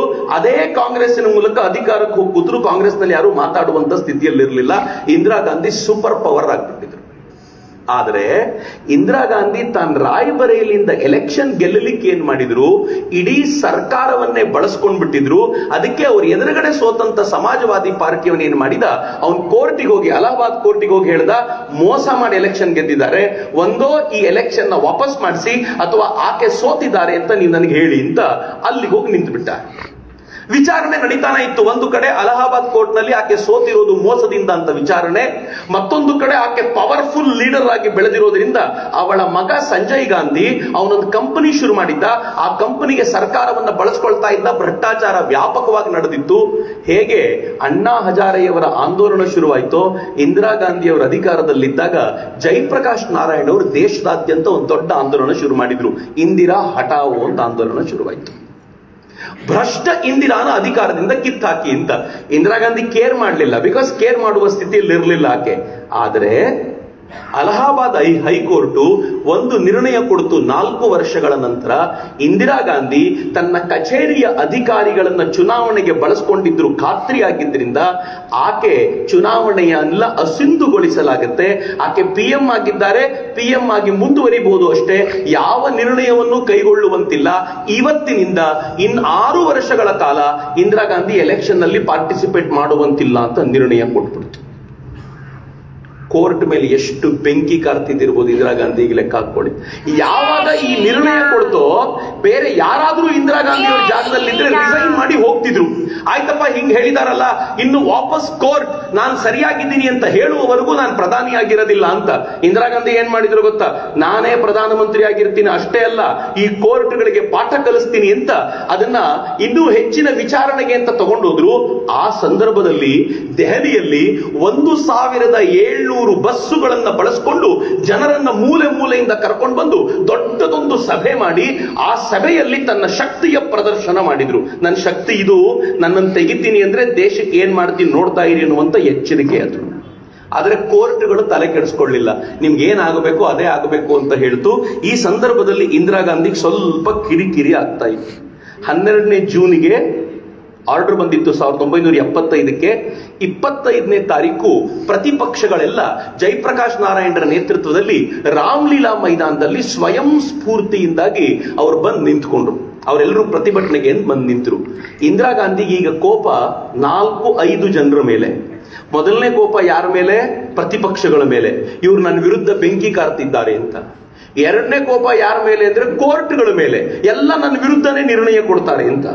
ಮೂರನೇ ಕೋಪ ಯಾರ ಮೇಲೆ ಅಂದ್ರೆ ಪತ್ರಕರ್ತರ ಮೇಲೆ, ನನ್ನ ವಿರುದ್ಧ ಕೆಟ್ಟದಾಗಿ ಬರೀತಾ ಇದ್ದಾರೆ ಅಂತ.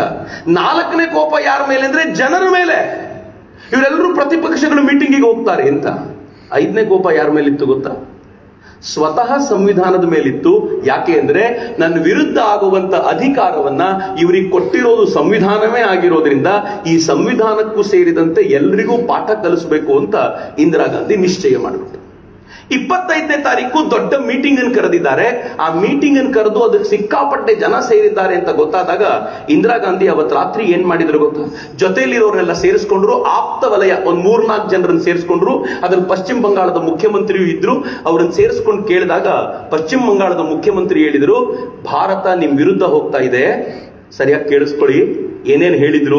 ನನ್ನ ದೇಶದ ಜನರ ಬಗ್ಗೆ ಇವರು ಆಡೋ ಮಾತುಗಳು ಎಂತವು? ಭಾರತ ನಿಮ್ ವಿರುದ್ಧ ಹೋಗ್ತಾ ಇದೆ, ಈ ಭಾರತಕ್ಕೆ ಒಂದು ಶಾಕ್ ಟ್ರೀಟ್ಮೆಂಟ್ ಕೊಡಬೇಕಾಗಿದೆ ಅಂತಂದ. ಸಿದ್ಧಾರ್ಥ್ ಶಂಕರ್ ರೇ ಅಂತ ಮುಖ್ಯಮಂತ್ರಿ ಹೆಸರು. ಶಾಕ್ ಟ್ರೀಟ್ಮೆಂಟ್ ಕೊಡಬೇಕು ಅಂತ ಕೇಳಿದ ತಕ್ಷಣ ಇಂದಿರಾ ಗಾಂಧಿ ಕೇಳಿದ್ರು, ಏನ್ ಮಾಡ್ಬೋದು ಇವರಿಗೆ ಪಾಠ ಕಲಿಸ್ಬೇಕು ಅಂತಂದ್ರೆ? ಸಿದ್ಧಾರ್ಥ್ ಶಂಕರ್ ರೇ ಹೇಳಿದ್ರು, ಪಶ್ಚಿಮ ಬಂಗಾಳದ ಮುಖ್ಯಮಂತ್ರಿ, ಏನಿಲ್ಲ ಒಂದೇ ಒಂದು ಕೆಲಸ ಮಾಡಬಹುದು ನಾವು ಇವರಿಗೆ. ಸಂವಿಧಾನದಲ್ಲಿ ಎಮರ್ಜೆನ್ಸಿ ಹೇರುವಂತ ಅಧಿಕಾರ ಇದೆ. ಎಮರ್ಜೆನ್ಸಿ ಹೇರಿದ್ರೆ ಇವ್ರ ಎಲ್ಲ ಮೂಲಭೂತ ಹಕ್ಕುಗಳು ಮೊಟಕಾಗ್ತವೆ. ಇವ್ರಿಗೆ ಯಾರ ವಿರುದ್ಧ ಮಾತನಾಡುವಂತ ಅಧಿಕಾರ ಇಲ್ಲ. ನಾವು ಹೇಳದಂತೆ ಕೇಳಬೇಕು, ನಾವು ಹೇಳದಂತೆ ನಡ್ಕೊಳ್ಬೇಕು ಅನ್ನೋ ಪರಿಪೂರ್ಣ ಅಧಿಕಾರ ಬರುತ್ತೆ. ಒಂದು ಸಲ ಈ ದಂಡವನ್ನ ಚಲಾಯಿಸಿಬಿಟ್ರೆ ಇವರೆಲ್ಲರೂ ನೆಟ್ಟಗಾಗ್ಬಿಡ್ತಾರೆ. ಎಮರ್ಜೆನ್ಸಿ ತರಬೇಕು. ಎಮರ್ಜೆನ್ಸಿ ತರಲಿಕ್ಕೆ ಯಾರು ಒಪ್ಪಿಗೆ ಕೊಡಬೇಕು? ನಾವು ಸದನದಲ್ಲಿ ಮೊದಲು ರಾಷ್ಟ್ರಪತಿಗಳು ಹೂ ಅನ್ಬೇಕು, ಅದಾದ್ಮೇಲೆ ಸದನದಲ್ಲಿ ಒಪ್ಪಿಸ್ಕೊಳ್ಬೇಕು. ಸದನದಲ್ಲಿ ಬಹಳ ಕಷ್ಟ ಇರಲಿಲ್ಲ. ಇಂದಿರಾ ಗಾಂಧಿಯ ಎದುರಿಗೆ ತಮ್ಮ ಸ್ವಾತಂತ್ರ್ಯವನ್ನ ಅಡವಿಟ್ಟಿದ್ದ ಬಹಳ ಜನ ರೆಡಿಯಾಗಿದ್ರು, ಅವರೆಲ್ಲರೂ ಸೈನ್ ಮಾಡ್ತಾ ಇದ್ರು. ಈಗೇನಿದ್ರು ರಾಷ್ಟ್ರಪತಿಗಳನ್ನು ಒಪ್ಪಿಸ್ಬೇಕಿತ್ತು. ರಾಷ್ಟ್ರಪತಿಗಳು ಫಕ್ರುದ್ದೀನ್ ಅಲಿ ಅಂತಿದ್ರು. ಫಕ್ರುದ್ದೀನ್ ಅಲಿ ಅವರಿಗೆ ಇಂದಿರಾ ಗಾಂಧಿ ಅವರ ಕಡೆಯಿಂದ ಒಂದು ಮುಚ್ಚಿದ ಫೈಲ್ ಹೋಯ್ತು. ಆ ಫೈಲಲ್ಲಿ ಏನ್ ಬರೆದಿತ್ತು ಗೊತ್ತಾ? ನಮ್ಮ ದೇಶದಲ್ಲಿ ಆಂತರಿಕ ವ್ಯವಸ್ಥೆ ಹದಗೆಟ್ಟಿದೆ, ತುರ್ತಾಗಿ ತುರ್ತು ಪರಿಸ್ಥಿತಿಯನ್ನ ಹೇರಬೇಕಾಗಿದೆ ಅಂತ ಹೇಳಿ ಅಂತ ಬರೆದಿದ್ರು. ಒಂದು ಲೈನಿನ ಸ್ಟೇಟ್ಮೆಂಟ್, ಡೀಟೇಲ್ಸ್ ಏನಿರಲಿಲ್ಲ. ಆಂತರಿಕ ಪರಿಸ್ಥಿತಿ ಎಲ್ಲಿ ಹದಗೆಟ್ಟಿದೆ, ಎಲ್ಲಿ ಕೋಮುದ್ವೇಷದ ಜಗಳ ನಡೀತಾ ಇದೆ, ಎಲ್ಲಿ ಜನ ದಂಗೆ ಎದ್ದಿದ್ದಾರೆ, ಏನೂ ಇರಲಿಲ್ಲ. ಒಂದು ಸಾಲಿನ ಸ್ಟೇಟ್ಮೆಂಟ್. ಫಕ್ರುದ್ದೀನ್ ಅಲಿ ಹೇಳಿದ್ರು, ಡೀಟೇಲ್ ಸ್ಟೇಟ್ಮೆಂಟ್ ಬರ್ಕೊಂಡು ಬನ್ನಿ, ನಾನು ಸೈನ್ ಮಾಡ್ತೀನಿ ಅಂತ. ರಾತ್ರಿ 11:15ಗೆ ಫಕ್ರುದ್ದೀನ್ ಅಲಿ ಅವ್ರ ಮನೆಗೆ ಒಬ್ಬ ಸಾಮಾನ್ಯ ವ್ಯಕ್ತಿ ಹೋಗಿ ಆ ಫೈಲ್ ಅನ್ನಿಟ್ಟ. ಅವರು ಸೈನ್ ಮಾಡಿದ್ರು. ರಾತ್ರಿ 12 ಗಂಟೆಗೆ ಜೂನ್ 25, 1975 ರಾತ್ರಿ 12 ಗಂಟೆಗೆ ಈ ದೇಶಕ್ಕೆ ಎಮರ್ಜೆನ್ಸಿ ಬಿತ್ತು. ಯಾಕೆ ಬಿತ್ತು, ಏನ್ ಬಿತ್ತು, ಹೇಗಾಯ್ತು ಯಾರಿಗೂ ಗೊತ್ತಾಗ್ಲೇ ಇಲ್ಲ. ಎಮರ್ಜೆನ್ಸಿ ಬಿತ್ತು. ಏನ್ ಎಮರ್ಜೆನ್ಸಿ ಅಂತಂದ್ರೆ ಗೊತ್ತಾ? ಎಮರ್ಜೆನ್ಸಿ ಅಂತಂದ್ರೆ ಏನಂದ್ರೆ ನಮ್ಮ ಎಲ್ಲಾ ಸ್ವಾತಂತ್ರ್ಯವನ್ನು ಕಸಿಯುವಂತದ್ದನ್ನು ಎಮರ್ಜೆನ್ಸಿ ಅಂತ ಕರೀತಾರೆ. ತುರ್ತು ಪರಿಸ್ಥಿತಿ. ಚಕ್ರವರ್ತಿ ಸೂಲಿಬೆಲೆ ಇವತ್ತು ಬಾಗಲಕೋಟೆಗೆ ಬಂದು ಮಾತನಾಡ್ತಾರೆ ಅಂತಂದ್ರೆ ತಕ್ಷಣ ಸರ್ಕಾರ ಹೇಳುತ್ತೆ ನಿನಗೆ ಅನುಮತಿ ಇಲ್ಲ ಹೋಗಂತ. ಸರ್ಕಾರದ ಯಾವುದೋ ಪೊಲೀಸರು 4 ಜನ ಅಲ್ಲಿ ಸಿಗ್ತಾರೆ, ಸರ್ ನಮ್ಗೆ ಆರ್ಡರ್ ಆಗಿದೆ ನಿಮ್ಮನ್ನ ಜೈಲಿಗೆ ಹಾಕ್ಬೇಕು. ಯಾಕಪ್ಪ ಆರ್ಡರ್ ಕೊಡು ಅಂದ್ರೆ ಆರ್ಡರ್ ಎಲ್ಲ ಇಲ್ಲ ಸರ್, ಇದು ತುರ್ತು ಪರಿಸ್ಥಿತಿ, ನೀವು ಒಳಗೆ ಹೋಗ್ಬೇಕಷ್ಟೇ. ಒಳಗೆ ಹೋಗ್ಬೇಕಷ್ಟೇ. ನಿಮ್ಗೆ ಏನಾದ್ರೂ ರಸ್ತೆಯಲ್ಲಿ ಊಟ ಮಾಡಬೇಕು ಅನ್ಸುತ್ತೆ, ಒಬ್ಬ ಪೊಲೀಸ್ ಬರ್ತಾನೆ, ದಂಡದಲ್ಲಿ ಹೊಡಿತಾನೆ, ರಸ್ತೆಯಲ್ಲಿ ಊಟ ಮಾಡುವಂತಿಲ್ಲ, ಹೋಗು ಮನೆಗೆ ಹೋಗಬೇಕಟ್ಟೆ. ಇಡೀ ಅಧಿಕಾರ ವ್ಯವಸ್ಥೆಯನ್ನ ಪೂರ್ತಿ ತಮ್ಮ ಕೈಗೆ ತೆಗೆದುಕೊಂಡು ನಮ್ಮ ಜನರಿಗೆ ಸಂವಿಧಾನ ಕೊಡಮಾಡಲ್ಪಟ್ಟಿದ್ದ ಎಲ್ಲ ಹಕ್ಕುಗಳನ್ನ ಕಸಿಯುವಂತದ್ದನ್ನ ಎಮರ್ಜೆನ್ಸಿ ಅಂತ ಕರೆಯಲಾಗುತ್ತೆ. ಇಂದಿರಾ ಗಾಂಧಿ ಆ ಎಮರ್ಜೆನ್ಸಿಯನ್ನ ನಮ್ಮ ಮೇಲೆ ಹೇರಿದ್ರು. ಎಮರ್ಜೆನ್ಸಿ ಹೇರಿದ್ರ ಆಶ್ಚರ್ಯ ಏನ್ ಗೊತ್ತಾ? ಇವತ್ತು ಯಾವ್ದಾದ್ರೂ ಒಂದು ನಿರ್ಣಯವನ್ನ ಕೇಂದ್ರ ಸರ್ಕಾರ ತೆಗೆದುಕೋಬೇಕು ಅಂತಂದ್ರೆ ಮಂತ್ರಿ ಮಂಡಲಕ್ಕೆ ಗೊತ್ತಿರಬೇಕು, ಪ್ರತಿಪಕ್ಷಗಳಿಗೆ ಗೊತ್ತಿರಬೇಕು. ಮಿತ್ರ ಆಶ್ಚರ್ಯ, ಪ್ರತಿಪಕ್ಷಗಳು ಗಲಾಟೆ ಮಾಡ್ತಾ ಇವೆ. ಇವತ್ತು ಏನ್ ಗಲಾಟೆ ಮಾಡ್ತಾ ಇವೆ ಗೊತ್ತಾ? ನೀವು ಪಾಕಿಸ್ತಾನ ಮೇಲೆ ಯುದ್ಧ ಮಾಡಿದಿರಿ, ನಮ್ಗೆ ಹೇಳಲೇ ಇಲ್ಲ ಅಂತ. ನಾನು ಯುದ್ಧ ಮಾಡ್ತೀನಿ, ಈಗ ಬಾಂಬ್ ಹಾಕ್ತೀನಿ, ಈಗೋ ಈಗ ವಿಮಾನ ಇವ್ರೇನ್ ಕರೆದು ಹೇಳಬೇಕು ಇವರಿಗೆ. ಯುದ್ಧ ಅಂದ್ರೆ ಸರ್ಪ್ರೈಸು ಅಂತ. ಯುದ್ಧವನ್ನೇ ನಮಗೆ ಹೇಳದೆ ಮಾಡಿದಿರಿ ಅಂತಂದ್ರು ಎಮರ್ಜೆನ್ಸಿ ಹೇಳದೆ ಹೇರಿದ್ರಲ್ಲ, ಯಾರಿಗೂ ಕೇಳಲೇ ಇಲ್ವಲ್ಲ. ಈ ದೇಶದ ಜನರ ಒಂದು ಮಾತನ್ನು ಕೇಳಲಿಲ್ವಲ್ಲ. ಪ್ರಾಬ್ಲಮ್ ಅಲ್ಲಿ ಇದೀವಿ ನಾವು, ಎಮರ್ಜೆನ್ಸಿ ಹಾಕ್ತೀವಿ ಅಂತ ಯಾರಿಗೆ ಗೊತ್ತಿತ್ತು? 4 ಜನರಿಗೆ ಗೊತ್ತಿತ್ತು ಎಮರ್ಜೆನ್ಸಿ ಹೇರ್ತೀವಿ ಅಂತ. ಕ್ಯಾಬಿನೆಟ್ ಅಲ್ಲಿರುವಂತ ಮಿನಿಸ್ಟ್ರಿ ಗೊತ್ತಿರಲಿಲ್ಲ ಎಮರ್ಜೆನ್ಸಿ ಇದೆ ಅಂತ. 26ನೇ ತಾರೀಕು ಬೆಳಗ್ಗೆ 6 ಗಂಟೆಗೆ ಕ್ಯಾಬಿನೆಟ್ ಸೆಕ್ರೆಟರಿ, ಯಾರಿಗೆ ಸಾಧಾರಣವಾಗಿ ಎಲ್ಲವೂ ಗೊತ್ತಿರಬೇಕು, ಆ ಕ್ಯಾಬಿನೆಟ್ ಸೆಕ್ರೆಟರಿಗೆ ಫೋನ್ ಹೋಗುತ್ತೆ, ಅರ್ಜೆಂಟ್ ಆಗಿ ಬಾ ಒಂದು ಮೀಟಿಂಗ್ ಇದೆ ಅಂತ. 6 ಗಂಟೆಗೆ ಅವನು ಎದ್ದೋ ಬಿದ್ದೋ ಅಂತ ಬಟ್ಟೆ ಹಾಕೊಂಡು 6:30 ಬರೋಷ್ಟೊತ್ತಿಗೆ ಮೀಟಿಂಗ್ ಶುರುವಾಗಿರುತ್ತೆ. ಅವ್ನು ಕೇಳ್ತಾನೆ ಏನ್ ಇಷ್ಟು ಅರ್ಜೆಂಟು? ಅವ್ನಿಗೆ ಹೇಳ್ತಾರೆ ಭಾರತದಲ್ಲಿ ರಾತ್ರಿಯಿಂದ ಎಮರ್ಜೆನ್ಸಿ ಆಗ್ಬಿಟ್ಟಿದೆ. ಅವನಿಗೆ ಗೊತ್ತಿಲ್ಲ, ಕ್ಯಾಬಿನೆಟ್ ಸೆಕ್ರೆಟರಿ ಗೊತ್ತಿಲ್ಲ, ಅವನು ಎಲ್ರಿಗೂ ಎಮರ್ಜೆನ್ಸಿ ಅಂತ ಹೇಳಬೇಕು, ಅವನಿಗೆ ಗೊತ್ತಿರಲಿಲ್ಲ. ಅವನಿಗೆ ಕ್ಯಾಬಿನೆಟ್ ಜೊತೆ ಗೊತ್ತಾಗತ್ತೆ. ಅಷ್ಟರ ಮಟ್ಟಿಗೆ ಇಂದಿರಾ ಗಾಂಧಿ ಈ ಎಮರ್ಜೆನ್ಸಿ ಹೇರಿದ್ರು. ಹೇರಿದ ತಕ್ಷಣ ಮೊದಲು ಮಾಡಿದ ಕೆಲಸ ಏನ್ ಗೊತ್ತೇ? ಮೊದಲು ಮಾಡಿದ ಕೆಲಸ, ಯಾವ್ಯಾವ ಪತ್ರಿಕೆಗಳು ತನ್ನ ವಿರುದ್ಧ ಬರೀತಿದ್ವೋ ಆ ಎಲ್ಲ ಪತ್ರಿಕೆಗಳಿಗೂ ಕರೆಂಟ್ ಸರಬರಾಜು ನಿಲ್ಲಿಸಿ ಅಂತ ಸಂಜಯ್ ಗಾಂಧಿ ಕೊಟ್ಟ ಆರ್ಡರ್. ಕರೆಂಟ್ ಕೊಡಬೇಡಿ, ಕರೆಂಟ್ ಕೊಟ್ರೆ ತಾನೇ ಪ್ರಿಂಟ್ ಮಾಡೋದು, ಕರೆಂಟೇ ಕೊಡಬೇಡಿ ಅಂತ. ಎರಡನೇದು, ಹೈಕೋರ್ಟ್ಗಳನ್ನ ಓಪನ್ ಮಾಡ್ಲಿಕ್ಕೆ ಬಿಡಬೇಡಿ. ಯಾರ್ಯಾರು ಹೈಕೋರ್ಟ್ಗೆ ಇದ್ರ ವಿರುದ್ಧ ಹೋಗ್ತಾರೋ, ಓಪನ್ ಇದ್ರೆ ತಾನೇ ಹೋಗೋದು, ಎಮರ್ಜೆನ್ಸಿ ಇರೋದ್ರಿಂದ ಹೈಕೋರ್ಟ್ಗಳನ್ನೇ ತೆಗಿಬೇಡಿ ಅಂತ. ನನಗಿರುವಂತ ಅಧಿಕಾರ ಎಲ್ಲಿದೆ ಗೊತ್ತಾ ಮಿತ್ರರೇ? ಇವತ್ತೇನಾದ್ರೂ ಇಲ್ಲಿ ಮಾತನಾಡಬೇಡ ಅಂತ ಸರ್ಕಾರ ನನಗೆ ಹೇಳಿದ್ರೆ ನನಗೊಂದೇ ಒಂದು ಕೊನೆಯ ಆಸೆ ಇರೋದು, ಬಾಬಾ ಸಾಹೇಬರು ಕೊಟ್ಟ ಸಂವಿಧಾನವನ್ನ ಹಿಡ್ಕೊಂಡು ನಾನು ಕೋರ್ಟ್ ಮುಂದೆ ಹೋಗಿ ಬಾಬಾ ಸಾಹೇಬರು ಕೊಟ್ಟ ಅಧಿಕಾರ ಕಂಡ್ರಪ್ಪ, ನಾನು ಮಾತಾಡ್ಲೇಬೇಕು ಅಂತ ಹೋದ್ರೆ ಕೋರ್ಟ್ ಹೇಳುತ್ತೆ ಮಾತಾಡಿ ಅಂತ. ಯಾರು ಅಡ್ಡ ಹಾಕ್ತಾರ ನಾವು ನೋಡ್ತೀವಿ ಅಂತ ಕೋರ್ಟ್ ಹೇಳುತ್ತೆ, ಅದು ನನಗೆ ಅಧಿಕಾರ. ಕೋರ್ಟನ್ನೇ ಮುಚ್ಚಿಸ್ಬಿಟ್ರೆ, ಕೋರ್ಟ್ ಮುಚ್ಚಬೇಕು ಅಂತ ನಿಶ್ಚಯ ಮಾಡಿದ್ರು. ಯಾರೋ ಕೆಲವು ಪುಣ್ಯಾತ್ಮರು ಬಂದು ಏನ್ ಹೇಳಿದ್ರು, ಬೇಡ ಹಂಗ್ ಮಾಡಿದ್ರೆ ಸರಿ ಹೋಗೋದಿಲ್ಲ, ಕೋರ್ಟ್ ಮುಚ್ಚಬೇಡಿ ಅಂತ. ತಕ್ಷಣ ಇಂದಿರಾ ಗಾಂಧಿ ಏನ್ ಮಾಡಿದ್ರು ಗೊತ್ತಾ? ನಾನು ಹೇಳಿದ್ನಲ್ಲ, ಅವ್ರಿಗೆ ಕೋಪ ಇದ್ದಿದ್ ಯಾರ ಮೇಲೆ? ಮೊದಲನೇದು ಪತ್ರಕರ್ತರ ಮೇಲೆ, ಅದಕ್ಕೆ ಕರೆಂಟ್ ನಿಲ್ಸಿದ್ರು. ಎರಡನೇದು ನ್ಯಾಯಾಲಯಗಳ ಮೇಲೆ ಕೋರ್ಟ್ ನಿಲ್ಸಿದ್ರು. ಮೂರನೇದು ಸಾಮಾನ್ಯ ಜನರ ಮೇಲೆ, ಅವ್ರ ಮೇಲೆ ಎಮರ್ಜೆನ್ಸಿನೇ ಹೇರಿ ಕಂಡವ್ರನ್ನ ಒಳಗೆ ಹಾಕಿದ್ರು. 4ನೇದು ಪ್ರತಿಪಕ್ಷಗಳ ಮೇಲೆ, ಎಲ್ಲ ಪ್ರತಿಪಕ್ಷಗಳ ಲೀಡರ್ಗಳ ಲಿಸ್ಟ್ ಮಾಡಿ ಅವ್ರನ್ನೆಲ್ಲ ತಗೊಂಡೋಗಿ ಜೈಲಿಗೆ ತುಂಬಿದ್ರು. 5ನೇದು ಸಂವಿಧಾನದ ಮೇಲೆ ಏನ್ ಮಾಡಿದ್ರು ಗೊತ್ತಾ? ಇವತ್ತು ಸಂವಿಧಾನವನ್ನ ಬದಲಾಯಿಸ್ತೀವಿ ಅಂತ ಬೊಬ್ಬೆ ಹೊಡೆಯುವಂತ ಅಯೋಗ್ಯರನ್ನ, ನಾನು ಈ ಪದ ಬಹಳ ಎಚ್ಚರಿಕೆಯಿಂದ ಬುದ್ಧಿವಂತಿಕೆಯಿಂದ ಬಳಸ್ತಿದ್ದೀನಿ. ಯಾಕೆ ಅಂತಂದ್ರೆ, ಅವತ್ತು ಸ್ವತಃ ಇಂದಿರಾ ಗಾಂಧಿಯವರು ತಮ್ಮ ಮಂತ್ರಿ ಸ್ಮರಣ್ ಸಿಂಗ್ ನೇತೃತ್ವದಲ್ಲಿ ಒಂದು ಸಮಿತಿಯನ್ನ ರಚಿಸಿ ಸಂವಿಧಾನ ಎಲ್ಲೆಲ್ಲಿ ತಿದ್ದಬೇಕು ಅಂತ ಒಂದು ಲಿಸ್ಟ್ ಕೊಡಿ ಅಂತ ಲಿಸ್ಟ್ ಮಾಡಿಸಿದ್ರು. ಆ ಲಿಸ್ಟ್ ಅಲ್ಲಿ ಏನಿದೆ ಗೊತ್ತಾ? ಆ ಲಿಸ್ಟ್ ಅಲ್ಲಿ ಇದೆ, ಕೇಳಿಸ್ಕೊಳ್ಳಿ ಹೆಂಗಿದೆ. ಆರ್ಟಿಕಲ್ 31 ತಿದ್ದಬೇಕು, 31C ತಿದ್ದಬೇಕು, 300, 105 ಎಲ್ಲ ಆರ್ಟಿಕಲ್ ತಿದ್ದಬೇಕು. ಅಂದ್ರೆ ಬಾಬಾ ಸಾಹೇಬರು ಕೊಟ್ಟಿರುವ ಸಂವಿಧಾನವನ್ನು ಚೇಂಜ್ ಮಾಡಬೇಕು. ಇಂಡೈರೆಕ್ಟ್ಲಿ ಸ್ಮರಣ್ ಸಿಂಗ್ ಅವರು ಹೇಳಿದ್ದೇನು ಅಂತಂದ್ರೆ, ಈ ಸಂವಿಧಾನ ನಮ್ಗೆ ಆಳ್ಲಿಕ್ಕೆ ಉಪಯೋಗ ಇಲ್ಲ, ಇದನ್ನ ಪೂರ್ತಿ ಚೇಂಜ್ ಮಾಡಬೇಕು ಅಂತ ಅವ್ರು ಹೇಳಿ ಏನ್ ಹೇಳಿದ್ರು ಅಂತಂದ್ರೆ, ಯಾವ್ದು ಸರಿಯಾಗಿ ಕೇಳಿಸ್ಕೊಳ್ಳಿ, ಇಂದಿರಾ ಗಾಂಧಿ ಯಾಕೆ ಎಮರ್ಜೆನ್ಸಿ ಹೇಳಿದ್ರು ಅಂತಂದ್ರೆ, ಮಾಡಬೇಕು ಎಮರ್ಜೆನ್ಸಿ ಕಾಲದಲ್ಲಿ. ಎರಡನೇದು, ಎಲ್ಲ ರಾಜ್ಯ ಸರ್ಕಾರಗಳಿಗೆ ಗಿಂತಲೂ ಕೇಂದ್ರ ಸರ್ಕಾರಕ್ಕೆ ಹೆಚ್ಚಿನ ಪವರ್ ಅನ್ನ ಕೊಡಬೇಕು. ಮೂರನೇದು, ಅವರು ಈ ರಾಜ್ಯ ಸರ್ಕಾರಗಳಿಗೆ ಕೊಡುವಂತ ನಿರ್ದೇಶನದ ಮೇಲೆ ಪೂರ್ತಿ ಅಧಿಕಾರ ನಮ್ದಿರಬೇಕು. ಒಟ್ಟಾರೆ ರಾಜ್ಯಗಳಿಂದ ಪವರ್ನೆಲ್ಲ ಕಿತ್ಕೊಂಡು, ಜನರಿಂದ ಶಕ್ತಿಯನ್ನೆಲ್ಲ ಕಿತ್ಕೊಂಡು ಅಧಿಕಾರವನ್ನ ತನ್ನ ಬಳಿ ಕೇಂದ್ರೀಕರಿಸಿಕೊಳ್ಬೇಕು ಅಂತ ಇಂದಿರಾ ಗಾಂಧಿ ನಿಶ್ಚಯ ಮಾಡಿಬಿಟ್ರು. ಅದಕ್ಕೆ ತಕ್ಕಂತೆ ಸಂವಿಧಾನಕ್ಕೆ 38ನೇ ತಿದ್ದುಪಡಿ ತಗೊಂಡು ಬಂದ್ರು. 38ನೇ ತಿದ್ದುಪಡಿ ಏನ್ ಗೊತ್ತಾ?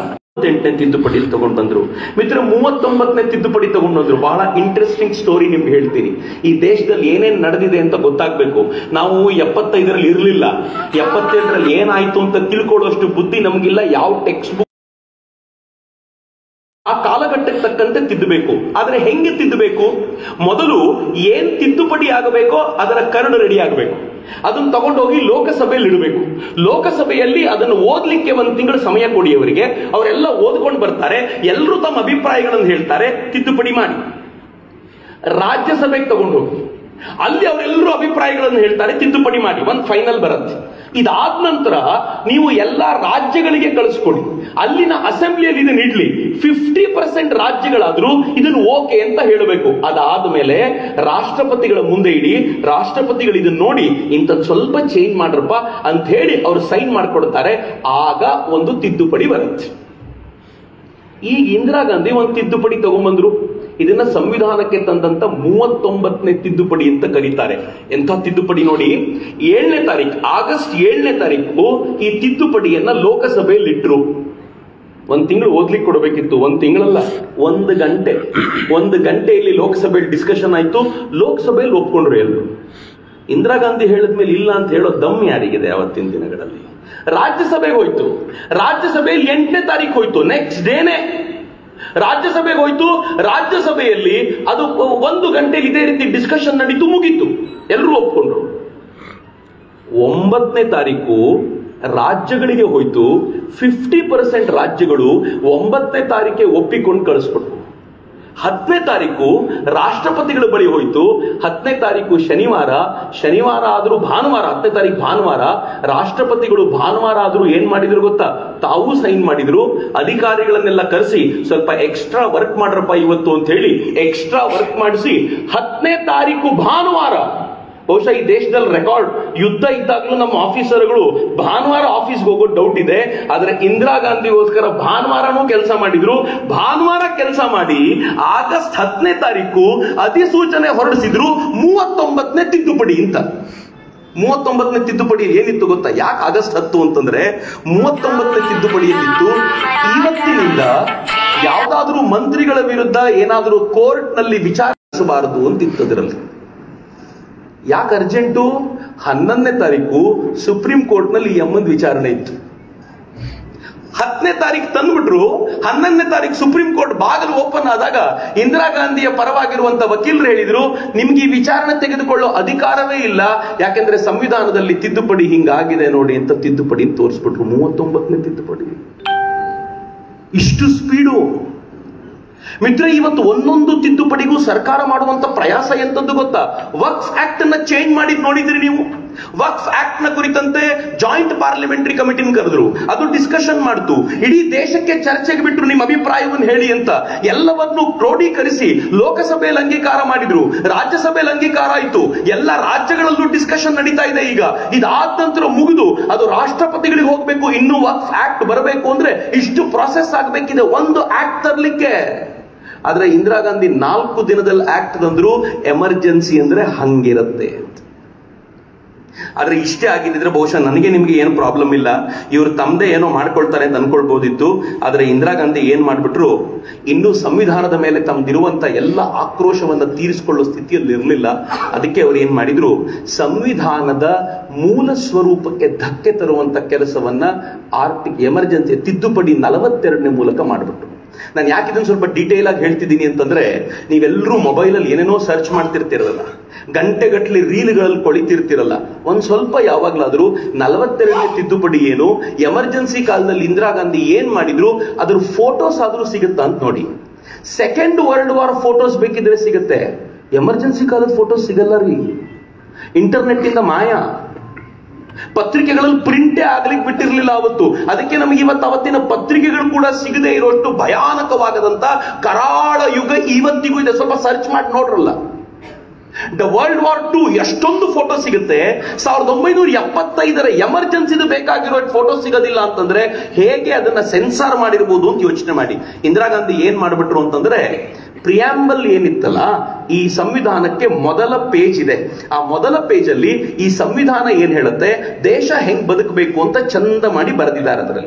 ಅದರಲ್ಲಿ ಒಂದು ಕಡೆ ಏನ್ ಬರೆದಿದ್ದಾರೆ ಅಂತಂದ್ರೆ, ಭಾರತ ರಿಪಬ್ಲಿಕ್ ರಾಷ್ಟ್ರ ಅಂತೆಲ್ಲ ಬರೆದಿದ್ದು ಸಾಧಿಸಿದ್ದಕ್ಕೆ ಇಂದಿರಾ ಗಾಂಧಿ ಸೋಷಿಯಲಿಸ್ಟ್ ಮತ್ತು ಸೆಕ್ಯುಲರ್ ಅನ್ನೋ 2 ಪದಗಳನ್ನು ಸೇರಿಸಿದ್ರು.